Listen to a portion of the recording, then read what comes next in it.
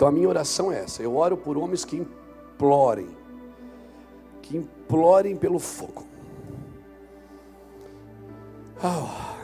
João capítulo 1, versículo 1. No princípio era o Verbo, e o Verbo estava com Deus, e o Verbo era Deus. Ele estava no princípio com Deus, todas as coisas foram feitas por meio dele, e sem ele, nada do que foi feito se fez. Nele estava a vida, e a vida era a luz dos homens, e a luz resplandece nas trevas, e as trevas não prevaleceram sobre ela.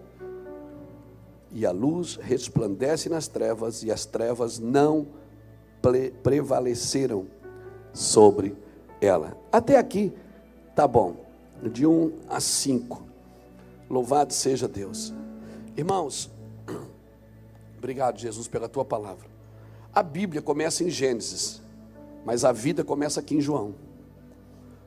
Porque no princípio era o Verbo, e o Verbo estava com Deus, e o Verbo era Deus, e todas as coisas que foram feitas através dele, porque sem ele nada do que se fez se faria.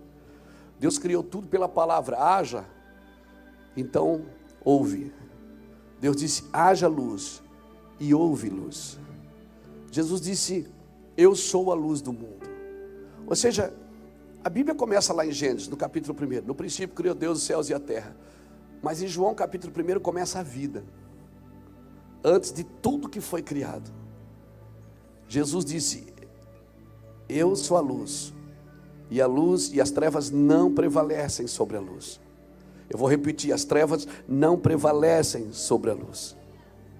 Irmão, a palavra de Deus não é um som, a palavra de Deus é uma pessoa. Amém? Quando Deus disse haja, ouve. Deus liberou a palavra. A palavra de Deus não é um som que Deus fez. A palavra de Deus é uma pessoa. Amém? Quando Jesus fala, interessante, ele diz assim, onde tiver 2 ou 3 reunidos em meu nome, ali eu estarei. O negócio é tão simples que a gente lê isso, né? Onde tiver 2 ou 3 reunidos, ali, né? A gente fala no púlpito, Deus vai estar ali, porque ali tem 2 ou 3 reunidos. Mas ele diz que é 2 ou 3 reunidos em meu nome. Ou seja, eu sou a prioridade daquela conversa. Eu sou a prioridade daquele momento. Eu sou a prioridade desse lar. Eu sou a prioridade dessa empresa. Eu sou a prioridade dessa busca. Eu sou a prioridade. Irmão, o que vai destruindo a gente não é só as nossas atitudes, são as nossas intenções. Porque eu posso buscar Deus com a intenção errada. Amém? Eu não estou pregando para pessoas que não são salvas aqui. Eu estou pregando para os salvos hoje. Porque tem pessoas que não conhecem nada de Deus. Então elas vêm, ouvem, eu quero isso, ok. Mas tem pessoas que já estão na igreja há tanto tempo e ainda não priorizaram Jesus nas suas vidas. Concordar com o que está escrito na Bíblia é uma coisa, irmão. Viver isso que está escrito aqui é outra coisa. Eu posso concordar, eu posso declarar, como eu já fui ensinado, você também. Vamos declarar a palavra. Mas eu preciso experimentar, concordar com o que está escrito na Bíblia. Não é a mesma coisa que viver isso. Isso requer relacionamento, isso requer tempo de qualidade. Amém? É tempo de qualidade. A simplicidade dessa verdade é tão simples que parece que é mentira. Irmão, Jesus está aqui. Agora. Tá? Sabia? Ele está aqui agora? Sabia disso? Só saber não é importante. Eu preciso desfrutar disso. Então, e na reunião, eu acho que a máscara tem colaborado. Porque a gente não conversa mais. Não está muito distraído. Está todo mundo focado.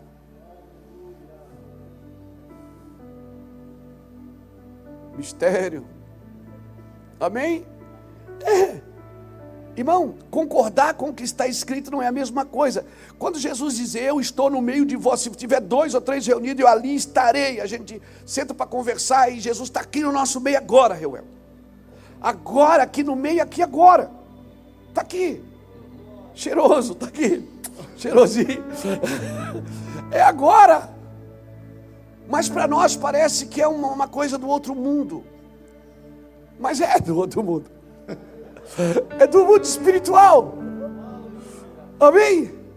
É tão simples que parece que tem que ter uma lâmpada vermelha, uma azul piscando, e tem que entrar uma fumaça, e tem que entrar um dragão, que a gente só acredita se a gente vê.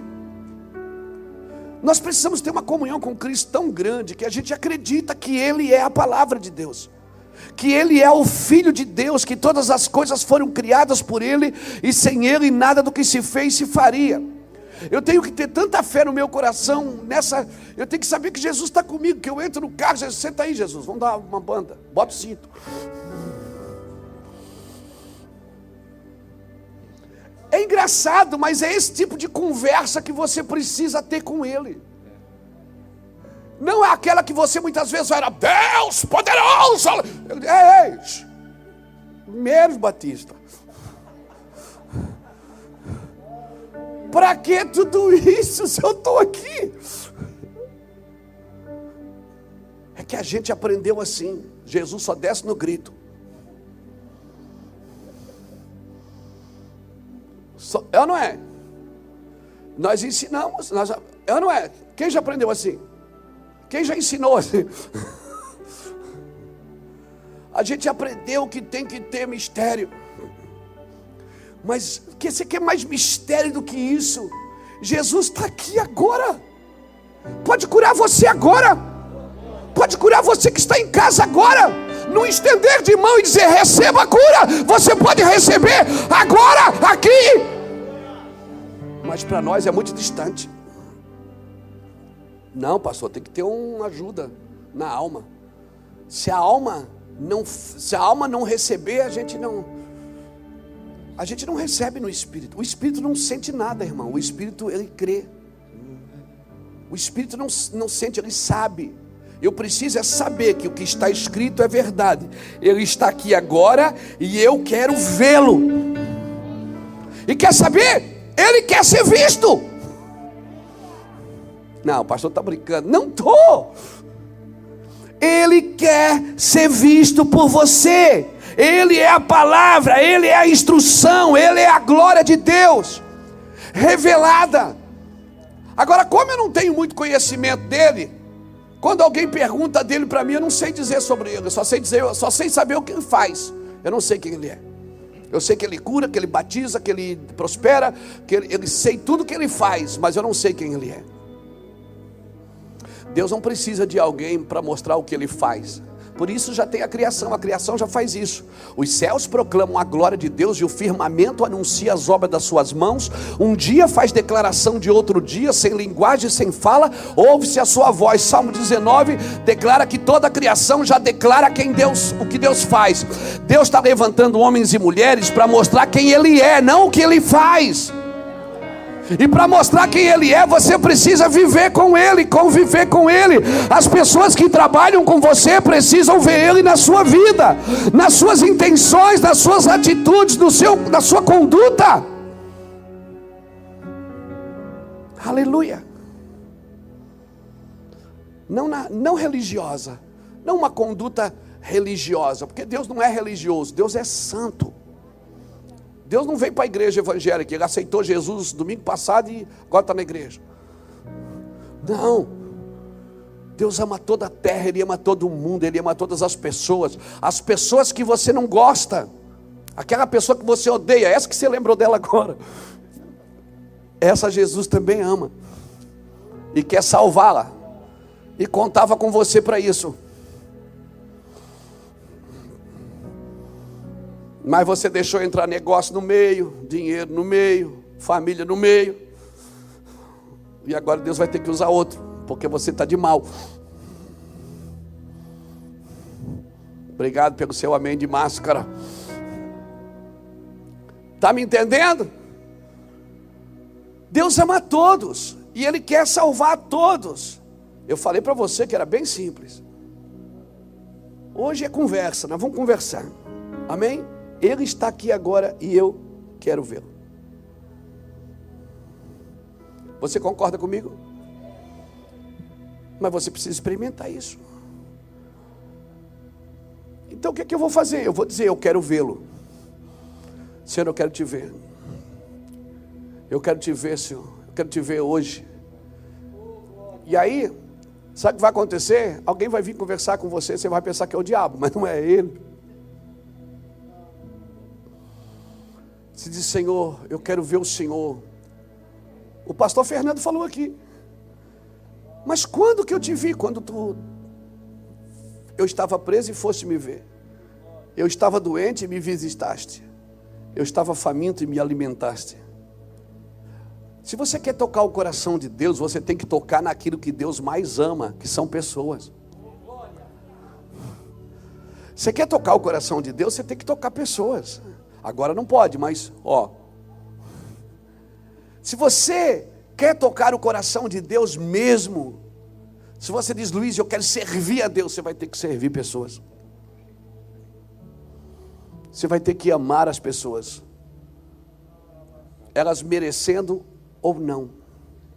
Tem pessoas que merecem, tem pessoas que precisam. Isso é um treinamento, irmãos. Isso é um treinamento.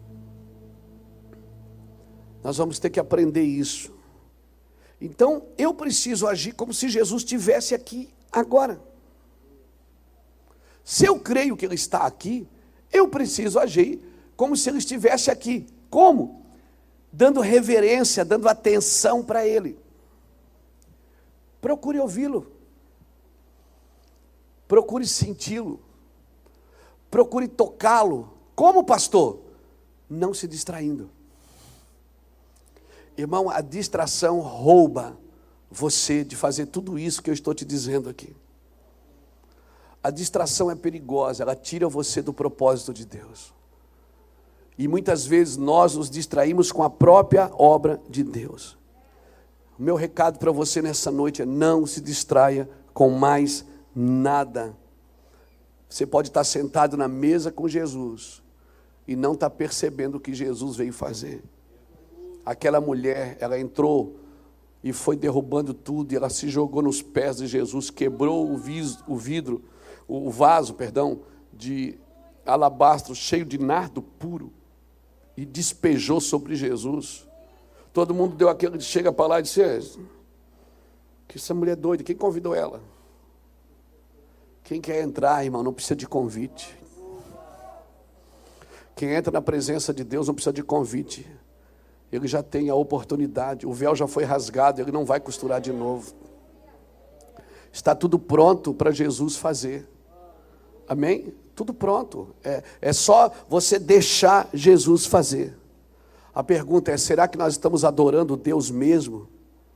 Ou nós estamos adotando uma ideia, uma visão, ou adorando uma denominação, ou adorando alguém, ou adorando uma música? Às vezes a gente adora a adoração. Às vezes a gente adora a adoração e não adora a Deus. Quem sabe nós estamos adorando o Deus de ontem, o Deus de amanhã, e não o Deus que está aqui agora. Estamos contando o testemunho do que Ele fez, e estamos lendo daquilo que Ele ainda vai fazer, mas não estamos experimentando Ele agora, nossa realidade presente, Jesus aqui, agora, conosco, na nossa vida. Conversar com Ele, bater papo, irmão, conversar, jogar conversa fora. Falar com Ele de coisas que estão no seu coração, que você não tem coragem de falar com ninguém. Abrir o livro da sua vida e contar segredos, vai falar, não é aquela oraçãozinha fajuta que a gente faz: Senhor, perdoa todos os meus pecados. Pecado tem nome, dá nome para Ele. Diga para Ele qual é.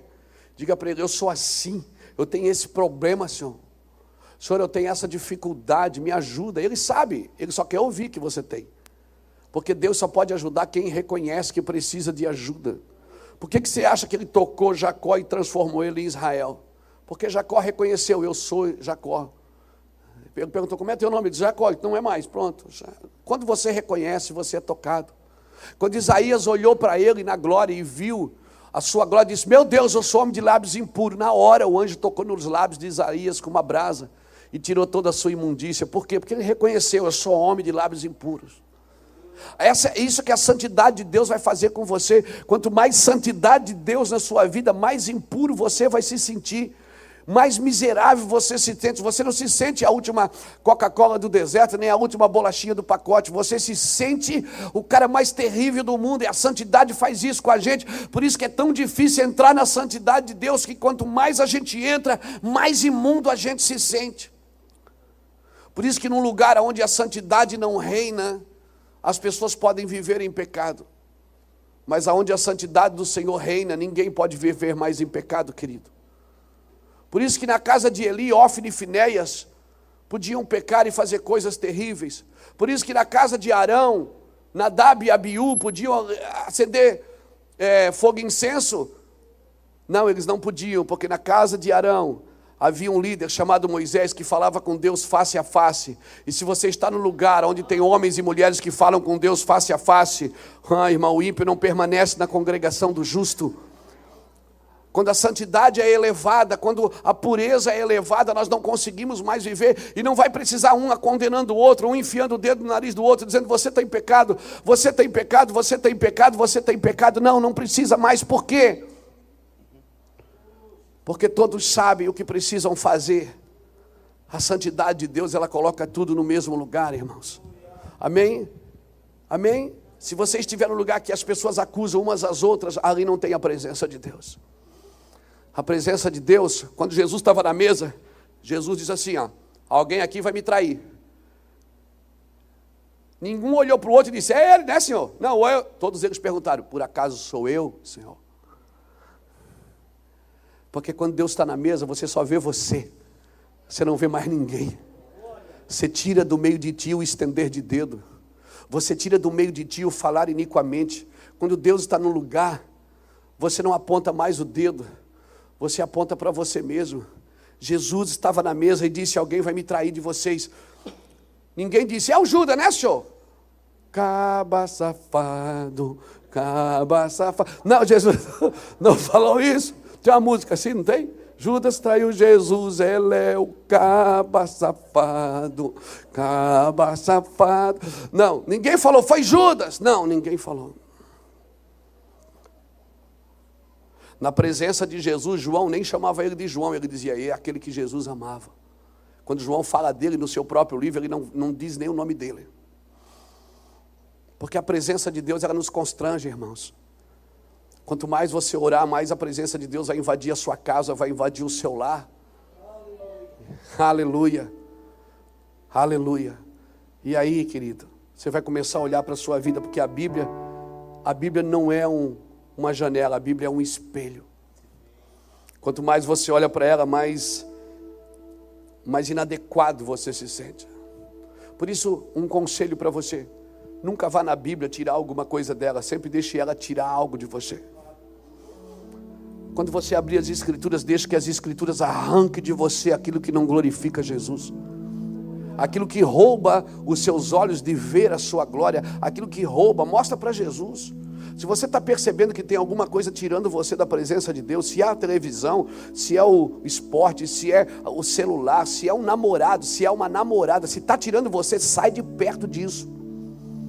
Porque se hoje faz isso, você vai perder Jesus de vista. E Jesus ele é ciumento.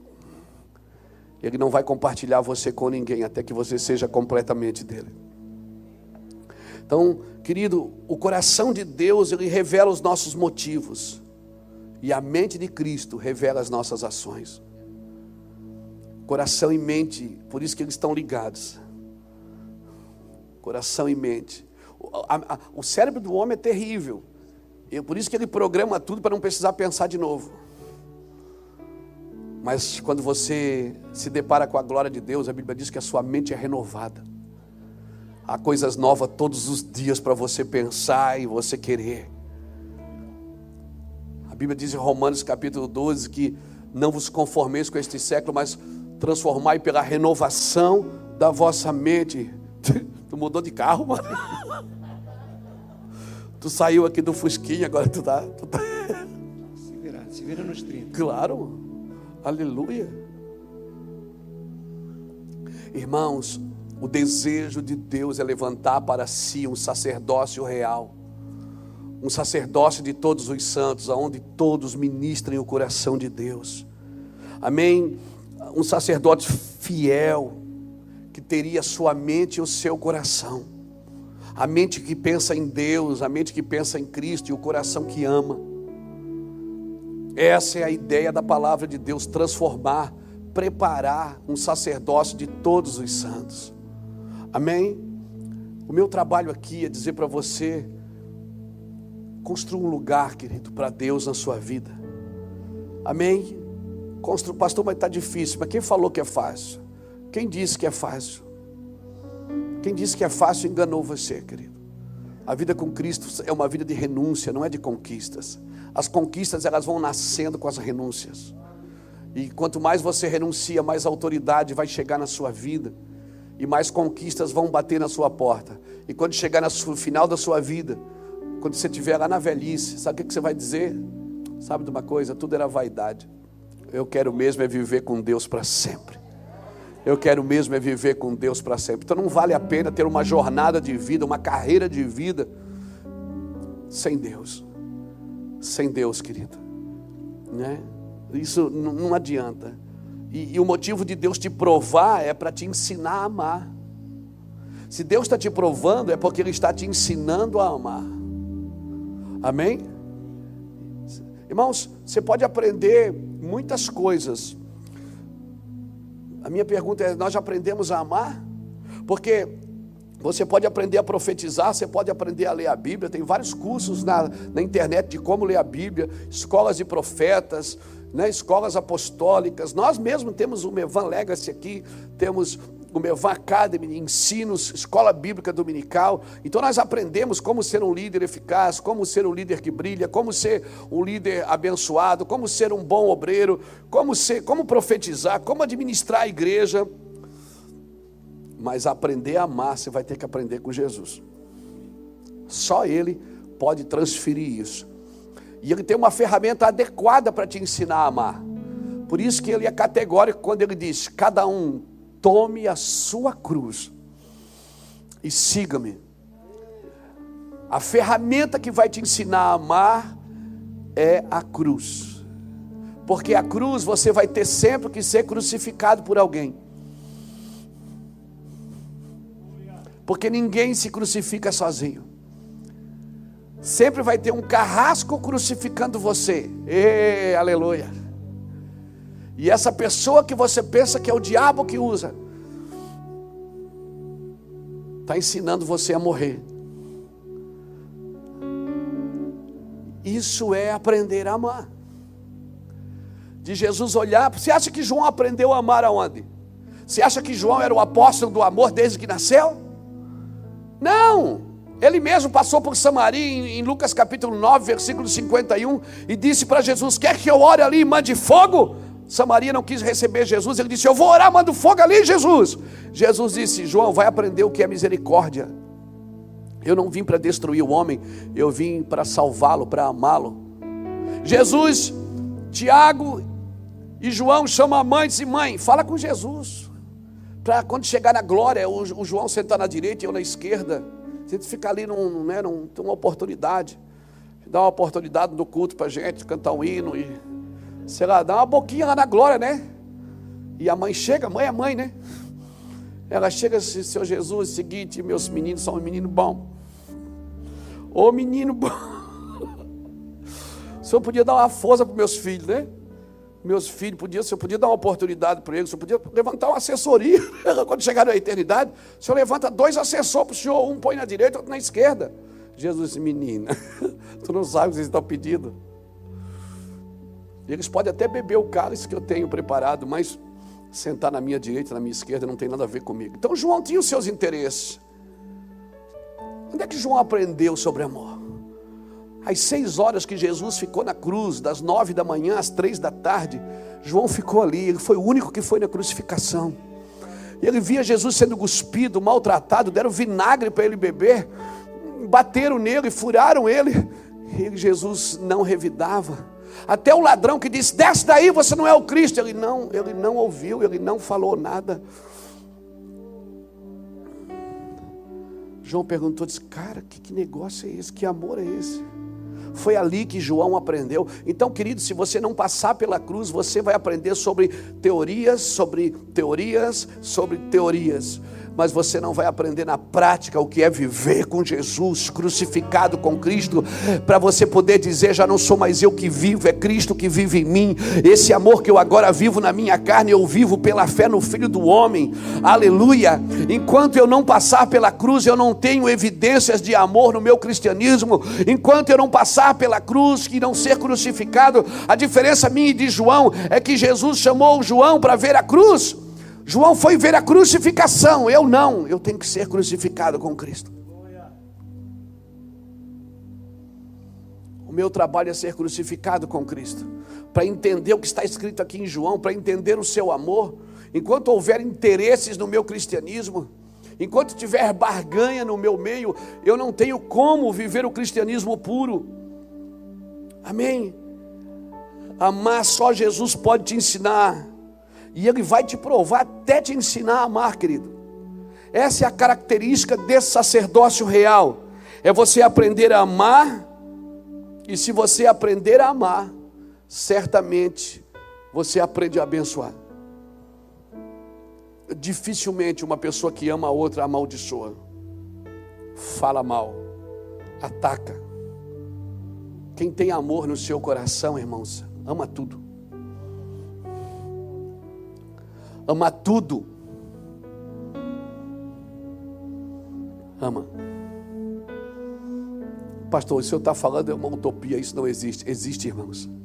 E é exatamente o que nos falta. E é exatamente o que Jesus pede para nós como igreja. Pratique, amor. Você não vai na academia exercer seus músculos? Comece a praticar. Depois de um tempo de academia, os primeiros dias dói, não dói? Dói, mas depois de um tempo, 4, 5, 6 meses, você percebe que você ganhou um volume nos seus braços, nas suas pernas. Não é? Perdeu algumas gorduras. Por quê? Porque você fez movimentos que você nunca fez na vida. Comece a praticar coisas que você nunca praticou na vida. Pratique. Eu vou sair daqui hoje, eu vou abençoar alguém que mora na rua. Aí você pensa que está abençoando ele, é ele que está te abençoando, ele que está te ensinando. Ele é a pedagogia de Deus para a sua vida. Ele é a pedagogia de Deus para a sua vida. Você diz, hoje eu fui lá, abençoei 2 pessoas. Não, você não abençoou, eles foram usados por Deus como um instrumento de conserto para você.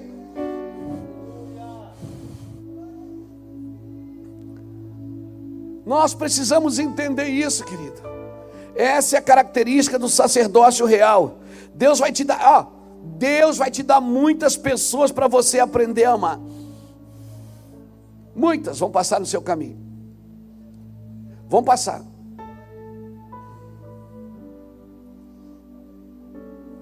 Já aconteceu com você? Você foi enganado por alguém? Não levanta a mão, não. Você foi enganado por alguém, daí você diz assim, meu Deus, isso sempre acontece comigo. Por quê? Porque às vezes a sua reação pode ser a mesma. Sempre. O dia que você mudar a sua reação, você muda a sua jornada. O dia que mudar a reação diante do problema, você muda a jornada. O dia que você não ofender mais, que as pessoas te ferirem, você não se ofender mais, você vai viver melhor. Você vai se tornar uma semente para a unidade. Amém? Amém? Aleluia! Louvado seja Deus! Enquanto você ficar batendo na porta, reclamando os seus direitos,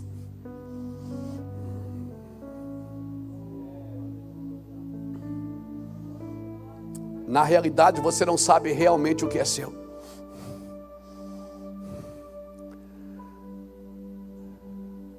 O que é seu, irmãos. Ninguém pode tirar. Deus te entregou. Está dentro de você.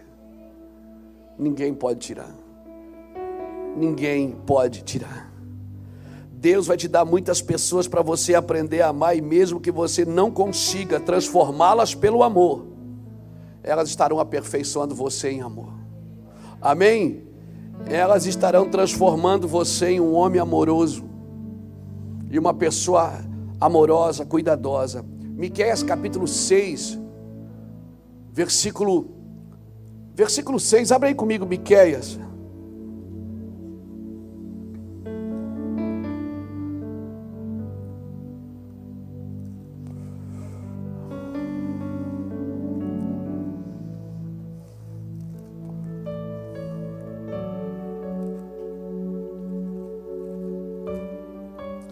Miqueias, depois de Jonas,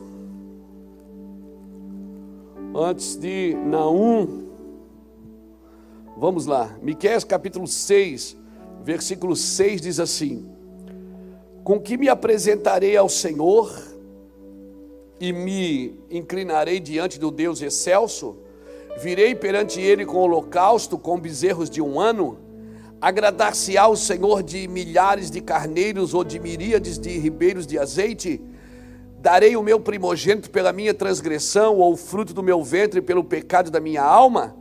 Ele te declarou, ó homem, o que é bom e o que é que o Senhor pede de ti: que tu pratiques a justiça, ames a misericórdia e andes humildemente com o teu Deus. Essas 3 coisinhas aqui tá safo. Você praticou isso aqui, já era, irmão. Não tem para ninguém. Pratique a justiça, ames a misericórdia e andes humildemente com o teu Deus. O que é justiça? É dar ao outro o que lhe é direito. O que é direito do outro? É ser amado. É ser amado por você, é um direito dele. Se você praticar o seu direito, o direito dele, alguém vai praticar o seu. Com certeza vai praticar o seu.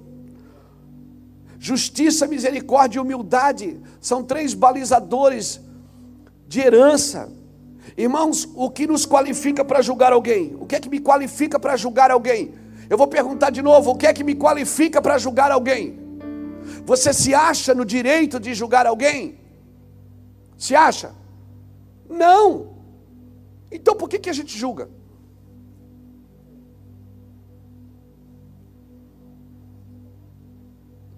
Toca um rock aí, por favor. Por que a gente julga? Se a gente sabe que nós não temos o direito. Nada nos qualifica para julgar. Nada nos qualifica.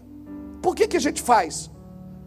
Porque ainda falta amor no nosso coração. E amor não é um sentimento. Amor é uma pessoa. Amor é Deus. Deus é amor. Ele não tem. Por isso ele não ama você mais hoje do que ontem. Por isso não tem nada que você possa fazer para aumentar o amor dele por você. E se não tem nada que você possa fazer para aumentar o amor dele por você, também não tem nada que você possa fazer para diminuir o amor dele por você. Ele simplesmente te ama, porque ele é amor. A natureza dele é essa. Ele não tem amor. Ele diz: vou deixar de amar o Luiz porque ele pisou na bola. Luiz, pecador, pisou na bola, não vou mais amar, estou de mal. Não. Deus celebra você, a sua vida. Deus não celebra a sua conduta. Por isso que a gente fica assim apavorado. Como é que, meu Deus, tem gente que faz tudo certinho, e aí tem o cara que fez a vida toda tudo errado. Aí ele aceita Jesus, vem para a igreja, para ele dá tudo certo, para mim que estou há 30 anos na igreja não dá. Quem já pensou assim? Por que ele chegou agora, já está sentado na janela, meu Deus? Porque ele está devoto. Ele está no primeiro amor. O problema é que se ele ficar olhando para você daqui a 30 anos, ele está igual a você, reclamando dos que estão chegando, que estão apaixonados, que estão jogados no chão. O cara foi perdoado do pecado, salvou o casamento dele, salvou a empresa dele. Meu Deus, ele está devoto. Ele está devoto.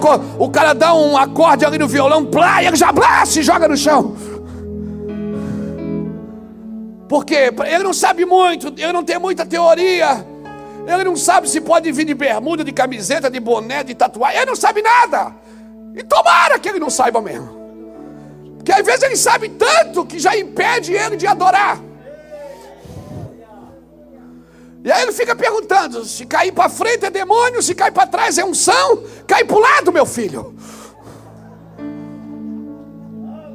Tem 1000 perguntas sobre a Bíblia. Seja devoto, querido. Não se preocupe com o que você não sabe. Se preocupe com o que você já sabe e não faz. Deus é amor. Ame como Ele ama. Eu falei que eu não ia gritar hoje, aleluia.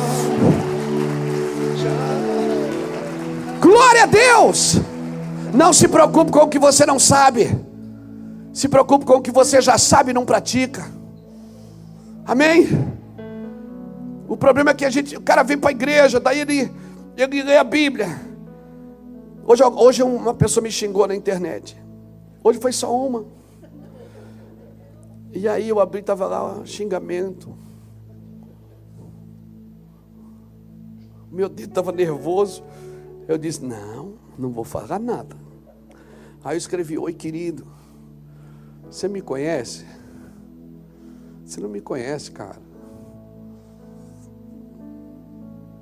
Se converte, Eu digo, tá bom.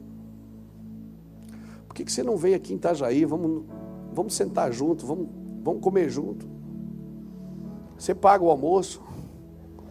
Vem aqui, paga um almoço para nós, vamos conversar. É ou não é? A gente fala de gente que a gente não conhece. Quem é que pode falar de mim? Quem? Meus amigos. Minha esposa, por isso que ela não prega, graças a Deus. Se ela for, eu não deixo ela pregar, porque ela me conhece. Quem é que pode falar do outro? Quem conhece. Quem não conhece não pode, irmão. Se Deus não me permite, irmãos, por que eu faço? Porque eu não presto mesmo. Porque eu preciso mudar. Paulo fala em Romanos 7, ele diz assim, aquilo que eu quero fazer eu não faço, e o que eu não quero eu acabo fazendo. Ô miserável homem que eu sou, quem vai me livrar do corpo dessa morte? Aí no versículo seguinte, no finalzinho do capítulo 7, ele diz, mas graças a Deus, que nos deu a vitória pelo nosso Senhor e Salvador Jesus Cristo. Ou seja, quando eu olho para mim, nem eu me suporto. Ainda bem que tem Jesus no meio. Entre eu e eu, tem Jesus. Entre eu e mim, tem o Jesus no meio. Então eu olho para mim através dele. Senão eu não me suporto, irmão. Verdade. Então, para que um dia a gente seja qualificado para julgar as nações com Jesus, eu não posso julgar agora. Está me ouvindo? Para que um dia eu possa julgar as nações com Jesus, eu não posso julgar agora.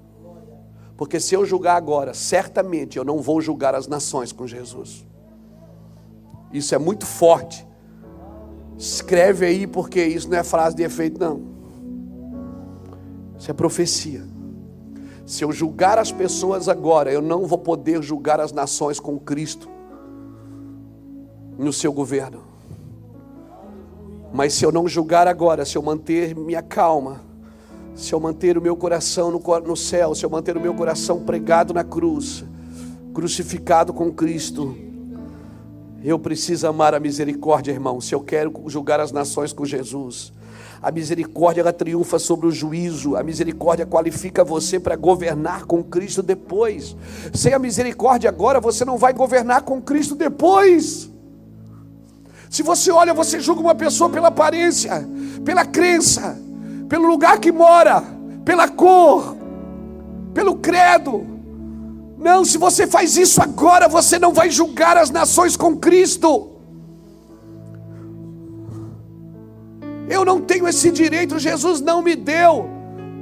Não me deu, Ele veio e Ele é a luz do mundo. Depois Ele disse, enquanto eu estou no mundo, eu sou a luz. Depois Ele disse, vós sois a luz do mundo. Brilhe a vossa luz diante dos homens, para que eles vejam as vossas boas obras. Boas obras não é o que você constrói, é o que você não destrói. Boas obras Não é o tanto de tijolo que você colocou e tanto de parede que você fez. Não, brilhe a vossa luz diante dos homens para que eles vejam as vossas boas obras e glorifiquem o Pai que está no céu. As boas obras que a Bíblia se refere às obras que você está fazendo nos outros, é a obra que Jesus pode fazer através de você nos outros. Sim, queridos, isso é muito sério. Quando você não souber o que fazer, faça o que é certo. Fazer, amar. Comece pela misericórdia. Não entre em esferas que Deus ainda não te aprovou para entrar. Tem pessoas que querem andar além da sua medida. Deus não te chamou para andar além da sua medida. Ande na esfera que Deus repartiu a cada um. Ande na esfera que Deus te deu. Porque nessa esfera você vai ser provado. E se você for aprovado, você vai passar para o outro nível. No outro nível as tentações serão maiores, as perseguições serão maiores, mas a presença também é mais eficaz, é maior. É maior por quê? Porque isso é uma jornada. Filhinhos, eu vos escrevo porque os vossos pecados foram perdoados. 1 João capítulo 2, do 14 ao 17. Depois ele diz: jovens, eu vos escrevo porque conhece a palavra, e a minha palavra está em vós, e já venceste o maligno. Depois ele diz: pais, eu vos escrevo porque conheces aquele que é desde o princípio. É filhinhos, jovens e pais. É Jesus o caminho, a verdade e a vida. É 30 sementes por uma, 60 e 100. É sempre assim, é como no tabernáculo, o átrio, lugar santo e santo dos santos. Você vai estar sempre na jornada de Deus, se você andar na agenda de Deus. É uma jornada, nós estamos sendo experimentados, irmãos. Estamos sendo experimentados por Deus, amém? Não ande em lugares que Deus ainda não aprovou você para entrar. A prática da justiça, a misericórdia e a humildade, elas te qualificam, irmão, para andar em algumas jornadas, em alguns ambientes que Deus não permite entrar de qualquer jeito. Quando você entregou sua vida para Jesus, Jesus te convidou para uma jornada. E essa jornada, o objetivo é fazer você crescer nela. É me fazer crescer nela, crescer em graça, crescer em conhecimento. O Senhor está me chamando para crescer, amém? Quando Romanos 10, 17, que diz, a fé vem pelo ouvir pela palavra, né? A fé, Romanos 10, 17 diz isso, a fé vem pelo ouvir, e o ouvir pela palavra de Deus. Não é a palavra de Deus, é pela palavra de Deus. A tradução correta é ouvir pela palavra. Está aqui, ó. De sorte que a fé é pelo ouvir, e o ouvir pela palavra. Não é ouvir a palavra, é ouvir pela palavra. Como é isso, pastor? Ou seja, tudo que Deus vai fazer para você e vai fazer em você é pela palavra. Tudo é por Ele, dele, por Ele e para Ele, é pela palavra. Isso é diferente de ouvir a palavra. Ou seja, eu ouço todos pela palavra. Eu meço as pessoas pela palavra. E se a palavra manda eu ouvir, eu tenho que ouvir. E se a palavra manda eu amar, eu amo. Mas eu leio a Bíblia, porque tem gente que diz, como é que você me explica? Gente que vai no monte toda semana, lê a Bíblia todo dia, jejua, dá o dízimo, vai para a igreja e ainda não está com o coração encharcado de amor. Como é que você explica isso? Como? Por que às vezes tem gente que não vem na igreja e é incendiado? Por quê? Porque ele está sendo medido pela palavra. Eu ouço todos, mas pela palavra, ela me guarda. Se você vive pela fé na palavra, a palavra sempre filtrará tudo que você ouve. Eu estou assistindo um filme, estou vendo lá aquele filme, eu meço ele pela palavra, irmãos. Se aquilo não me edifica, eu saio. A fé vem pelo ouvir, o ouvir pela A palavra é o prumo. É o prumo, é o filtro que por onde passa tudo que eu recebo. O que eu vejo, o que eu ouço, o que eu toco, o que eu sinto, tem que ser pela palavra. Irmãos, tem que ser pela palavra. E se a palavra diz que eu tenho que amar, eu tenho que amar. Sabe qual é o tempo mais perigoso da sua vida? Sabe qual é? É o tempo que você começa a amar. É por isso que é tão difícil viver livre para amar. Por quê? Porque você vai se tornar vulnerável. O tempo mais difícil da tua vida é o tempo que você tem que amar as pessoas. Que você aprende a amar as pessoas. Por quê? Você vai ficando vulnerável, porque você se torna mais vulnerável. Todo aquele que ama, ele é vulnerável. A tendência é que ele pode sofrer mais do que os outros. Certamente. Se ele ama, ele vai sofrer um pouco mais do que os outros. Por quê? Porque ele vai ter que tolerar mais do que os outros. Ele vai ter que aceitar mais do que os outros. Porque há um pedido de amor, as paredes têm que cair. Há um pedido de amor, as paredes têm que cair, querido. Toda pessoa que ama, ela é frágil. Ela é frágil por quê? Porque ela tem que suportar mais. Ela vai ter que perdoar mais. E ela vai se sentir uma boba. Ela vai se sentir uma idiota. Assim, eu sou um idiota porque eu deixo todo mundo fazer o que quer comigo.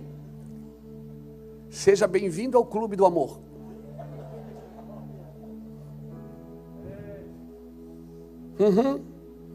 Se localizou aqui? Se você cobra amor dos outros, é porque você não amou ainda.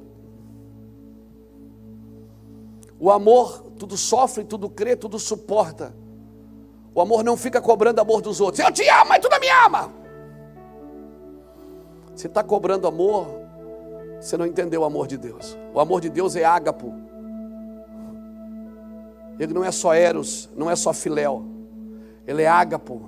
Ele ama sem intenções nenhuma. Ele ama sem esperar devolutiva. Ele ama, simplesmente ele ama. Está acabando com você hoje, não estou? Estou muito feliz. Glória a Deus. Porque quando você se compromete a amar, você não pode mais ter nenhum senso de preservação. Te peguei. Se você se compromete a amar alguém, você não pode mais ter senso de preservação. Se você ama, mas está sempre segurando, sabe aquele braço que dói quando alguém chega e você cobre o braço? É porque você já foi ferido ali. Quem já foi ferido ali tem dificuldade de estender o braço. Quem já foi ferido ali, a autopreservação é uma coisa natural na sua vida.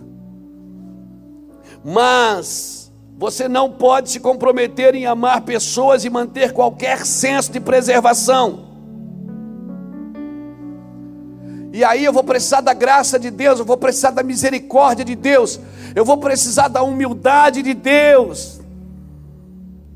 Agora não pense que a graça vai fazer o trabalho para você, quem faz o trabalho é você.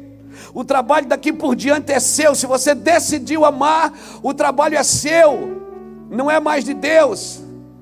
O que você pode pedir, e eu peço todos os dias: Senhor, me ensina a amar como Tu amas. Essa é a minha oração diária. É a oração feita na manhã. Quando abro os meus olhos, me ensina a amar hoje como Tu amas. Me ensina a perdoar como Tu perdoas. Me ensina, é quase uma religião para mim essa oração. É quase aquela oração do AA. Me ensina, Senhor, me ensina. Então, escuta. Está escrevendo? Então escreve aí. Nem tudo que machuca é necessariamente ruim.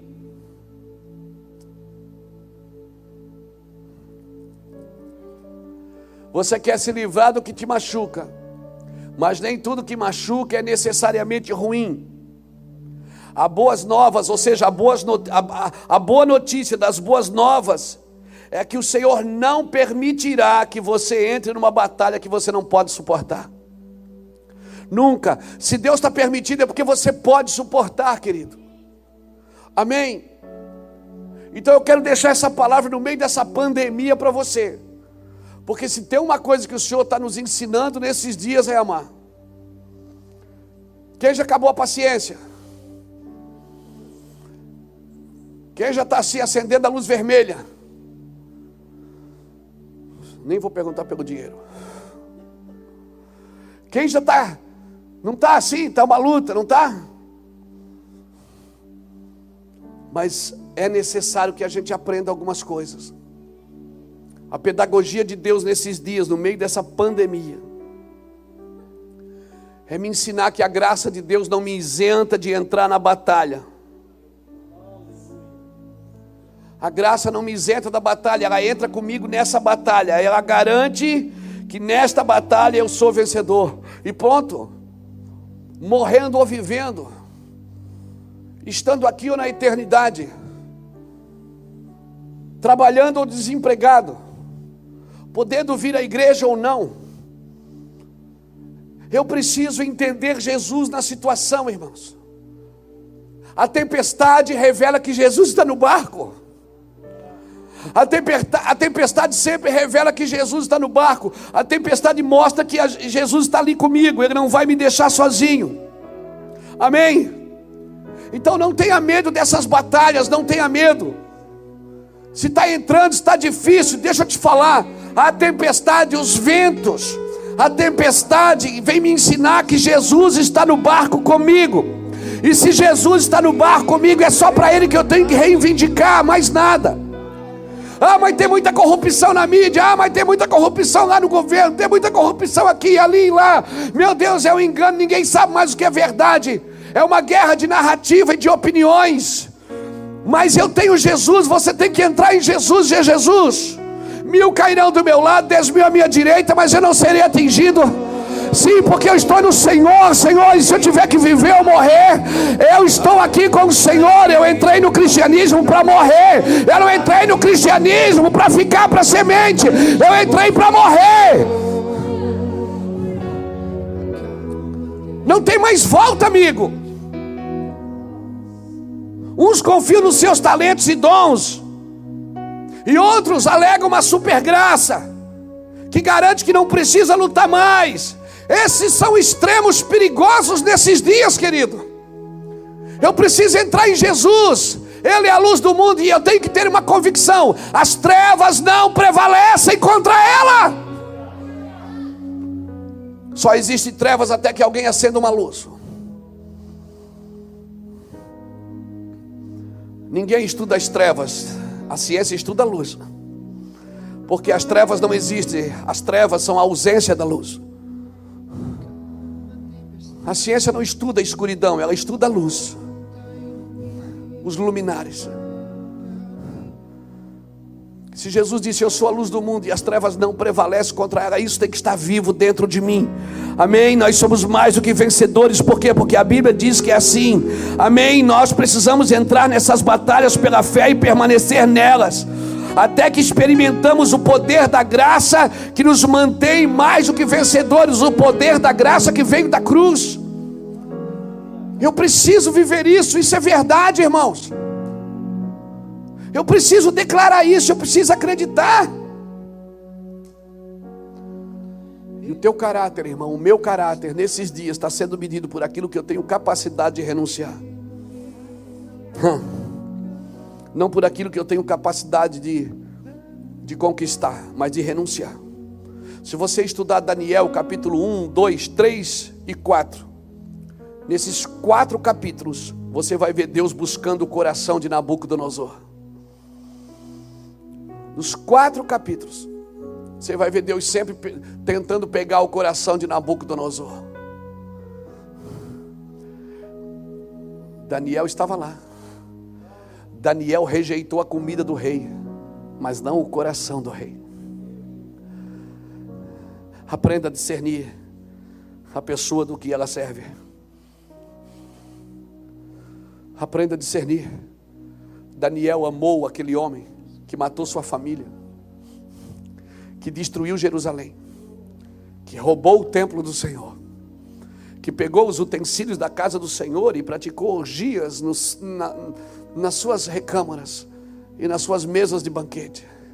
Você acha por que Daniel não comeu a comida do rei? Porque era ruim?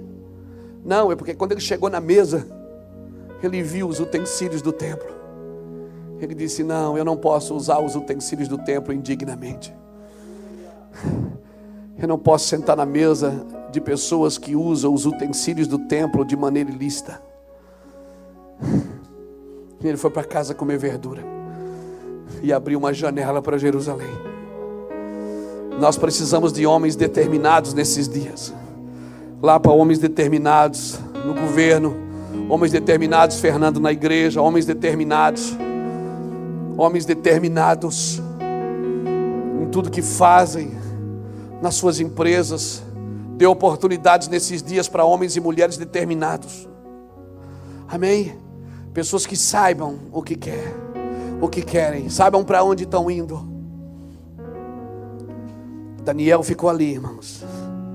A vida de Daniel nunca dependeu de uma congregação. Ele abriu uma janela. Eu falo isso para quem está em casa e não está conseguindo ir na igreja. Daniel não precisou ir numa congregação, ele abriu uma janela. Não estou dizendo que você não precisa vir mais na igreja.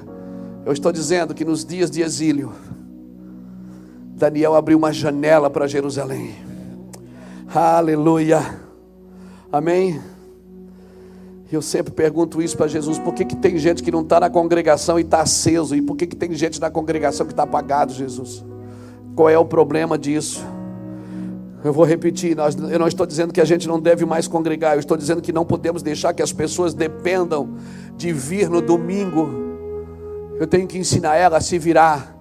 Eu tenho que ensinar ela a abrir uma janela para o céu. Eu tenho que ensinar ela a abrir uma porta para a eternidade. Eu tenho que ensinar ela a cavar um poço em casa. Eu tenho que ensinar ela: esse é o meu trabalho. Amém. Eu não tenho que mais encontrar ela na rua e dizer: vai domingo no culto que o pastor ora. Não, eu vou orar porque eu também sou sacerdote.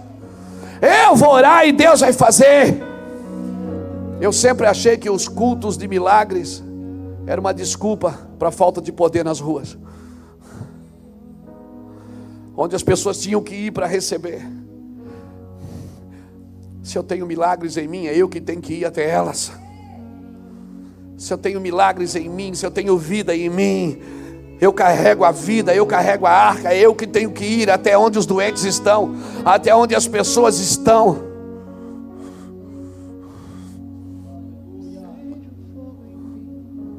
Para seu carro amanhã na frente do hospital, estende as mãos, desce, abre a porta e diz: eu declaro que as pessoas vão ficar curadas aqui.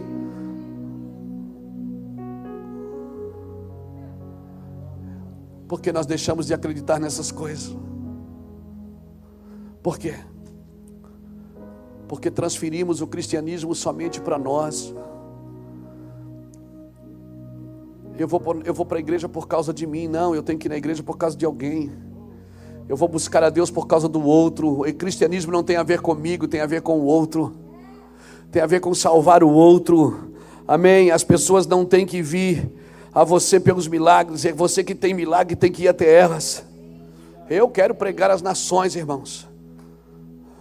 Eu quero pregar às nações. Quero libertar nações. Eu não saio de casa para pregar, eu quero edificar as nações. Louvado seja Deus. Uau, eu acho que é isso.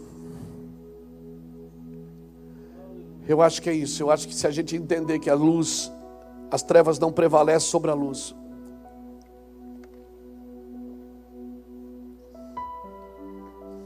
Eu vou dar mais ênfase à luz e não às trevas. As trevas não prevalecem, irmãos, e é uma verdade. Para encerrar, deixa eu dar 3 aspectos do caráter de Daniel, de homens que nós precisamos nesses dias, de mulheres que nós precisamos nesses dias. Ah, pastor, mas o diabo me arrebentou, o diabo fez tantas coisas na minha vida. Irmão, não se trata do que o diabo fez na sua vida. Se trata de como você reagiu a isso. De como você reagiu a isso. O que você está fazendo agora? Como você vai reagir? Irmãos, Daniel, esses 3 aspectos de Daniel, eles mexem muito comigo. Um dia ainda vou escrever um livro sobre Daniel. Daniel tinha 3 aspectos no seu caráter. Primeiro, ele era um homem profundo de oração. 3 vezes por dia, sua janela estava aberta para Jerusalém. 3 vezes por dia. 3 vezes por dia. Pelo menos ele foi para a cova dos leões, porque ele não abortou a sua missão de orar. Porque ele não negociou a sua missão de buscar a Deus. Então seja um homem, uma mulher, vivo na oração. Pratique uma vida de oração na sua casa. Pratique onde você estiver. Crie, chame os vizinhos para orar. Chame a família. Chame a família para orar junto com você. Bota um sonzinho. Chama no violão. Toca na colher. Faz uma reunião. Chama os amigos, chama as amigas. Para quê? Para orar. Vamos orar lá em casa hoje? Vamos, faz um cafezinho, um bolo de aipim. Meu, bolo de aipim, agora deu água na boca, gente. Faz uma comidinha. O que tem de especial? Quem faz aniversário? Ninguém, nós queremos ficar com Deus. Vamos orar, vamos nos juntar para ficar com Deus? Não, mas não pode, tem que manter a distância. Mantenha a distância, essa distância é das pessoas, não é de Deus. Essa distância das pessoas não é de Deus. Vamos buscar isso. Então Daniel era um homem profundo de oração. Outra coisa no aspecto do caráter, no caráter de Daniel era que ele era um homem sem feridas. Daniel, quando ia orar, não dizia assim: oh meu Deus, tem misericórdia de mim, aleluia. As pessoas têm judiado tanto de mim, ninguém me ama, Senhor, ninguém me quer. Ó vida, ó céus, ó dor. Não, Daniel era um homem sem ferida, liberto das feridas. Ele estava no exílio, servindo uma nação que destruiu a dele, servindo um homem que destruiu sua casa, destruiu sua família. E ele serviu, mas Daniel não se contaminou com a comida. É só o que os religiosos dizem. Daniel não se contaminou com a comida do rei, mas com o coração do rei. Ele amou aquele homem, ao ponto de um dia Nabucodonosor levantar, sair da dificuldade que ele estava, porque Deus fez ele pastar com os animais. Quando ele volta disso, ele diz: olha, sabe de uma coisa? Ninguém adora outro Deus aqui, a não ser o Deus de Daniel, Deus daquele moço ali. Logo em seguida aparece o filho dele, Belsassar, escrevendo na parede. Deus escreveu na parede, e Belsassar olha lá e diz: o que está escrito ali? Ninguém sabia. De novo, chama Daniel. Daniel resolve o abacaxi. Daniel diz: ó, estás pego, nego, vai morrer. Ele diz: não tem problema, vou morrer. Logo em seguida vem o rei Dario, dos persas. E Daniel está lá de novo.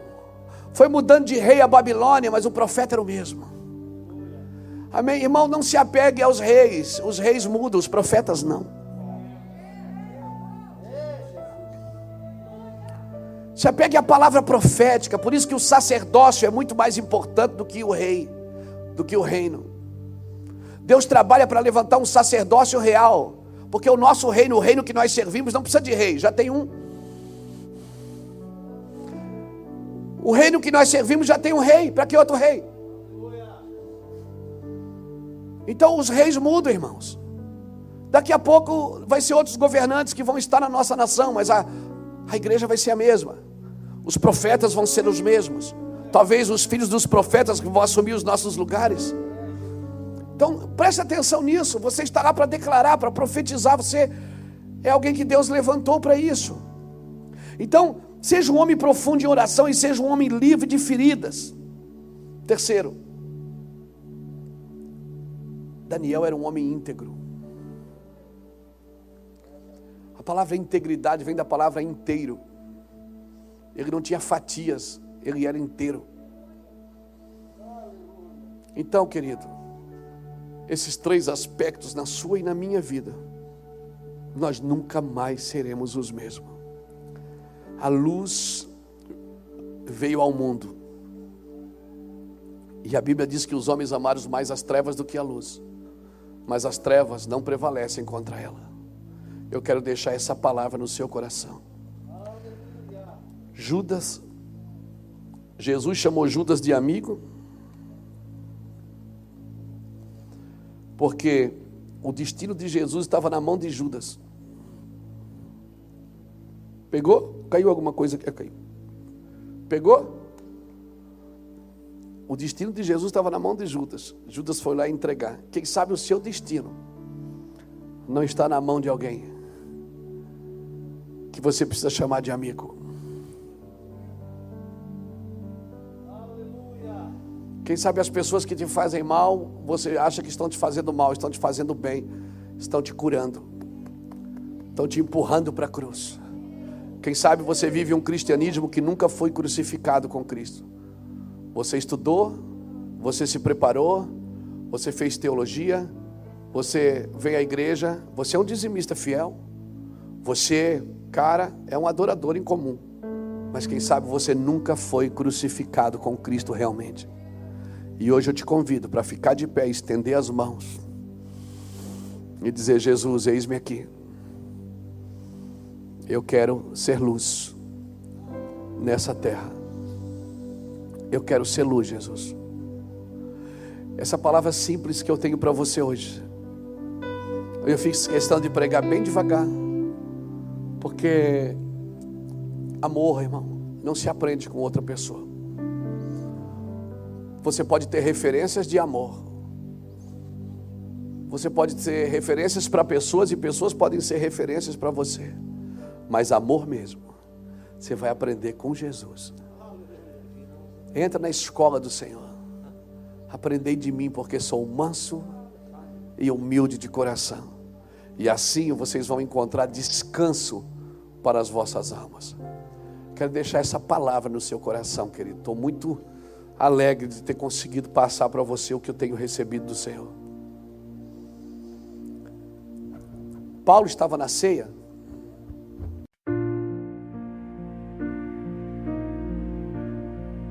In the still of the night, I wait for the dawn. The world keeps turning, but I carry on. Through the shadows, I search for the light, a spark in the darkness, so soft and bright. Though the storms rage in my soul, I know the morning will make me whole. Every step I take in the night brings me closer to the light.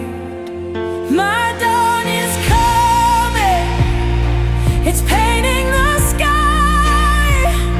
No more tears, no more asking why. I'll hold on, I'll keep fighting the fight for the dawn.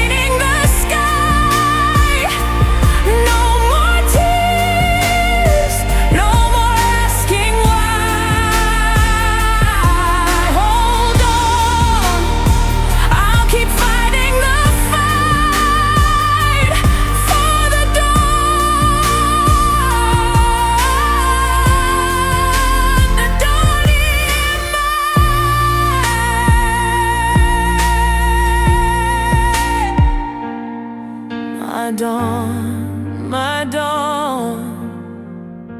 I'm finally free.